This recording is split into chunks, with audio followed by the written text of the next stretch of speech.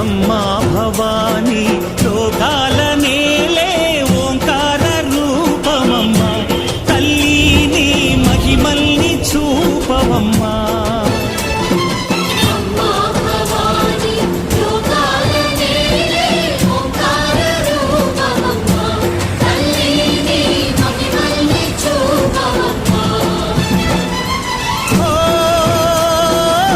సృష్టికే దీపమా, శక్తికే మూలమా, సింహరథమే నీదమ్మా. అమ్మ దుర్గమ్మ భక్తులను దీవించుమా.